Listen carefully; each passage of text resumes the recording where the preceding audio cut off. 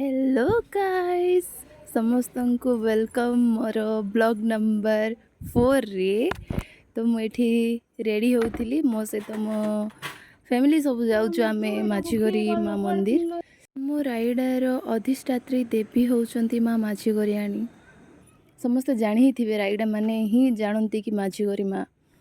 तो ये मौसी सान मौसी मु मामा पिपी आउ साली आम सब जाऊँ मंदिर। चैत्र मासर शेष मंगलवार थिला आउ घंट पर्व भी चलता घंट अणा होता मंदिर रे।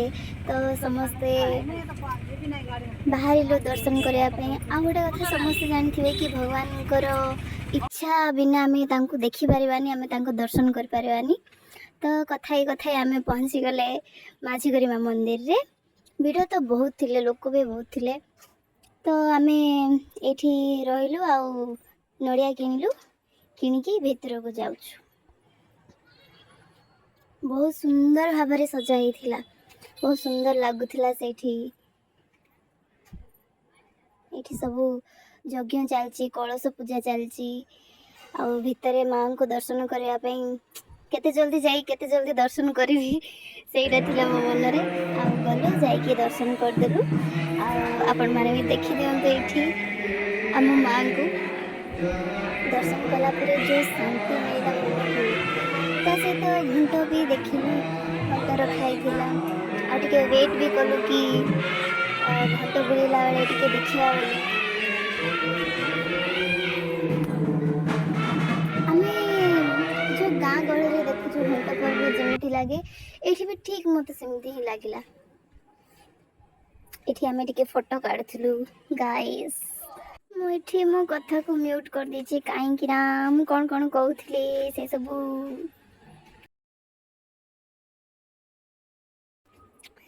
ये आम जाऊँ मंदिर फ्रंट साइड आड़े टिके सेठी सनसेट देखा जाइलु सनसेट देखिलु सहित किसी फोटोज काढ़िलु आउ पळे आसिलु।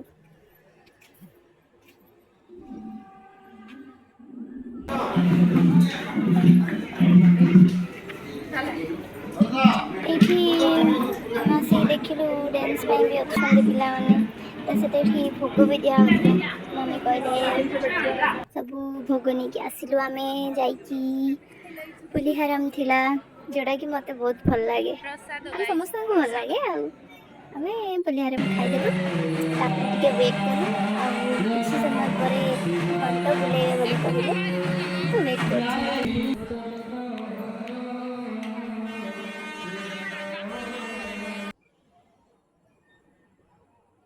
तो ये देखी पारे गाइस कि घंट बाहर करछंती बुलेया। तो आम समस्ते जाइलु घंट सहित साही बुलिया किछि दूर गलु आपर आम घर को रिटर्न हो जाइलु।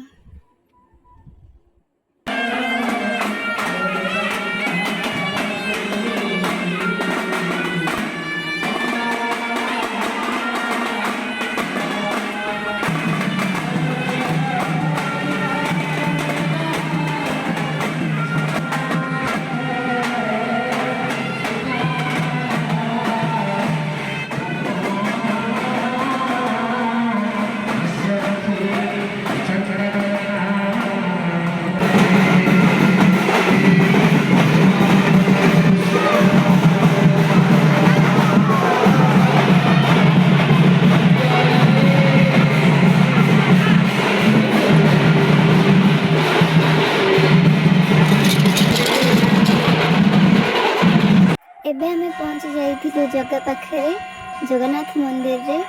तो सेठी आरती चलथिला आ भगवान कर आरती देखिया पई के बा जीवनी।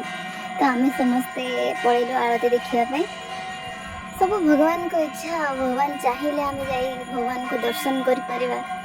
तो सेठी बसिलु आरती सइला मन को शांति मिलिला तापरे हमें घर को फेरी आसथिलु।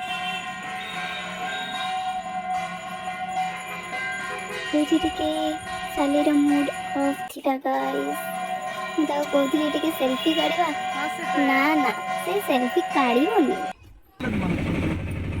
ବାସ୍ ଟିକେ ଫୁଟି ପିଇଦିଅ ତା ମୁଡଟା ଠିକ୍ ହେଇଯିବ ଟିକେ ଖାଇବାକୁ ଦେଇଦିଅ ତା ମୁଡଟା ଠିକ୍ ହେଇଯିବ।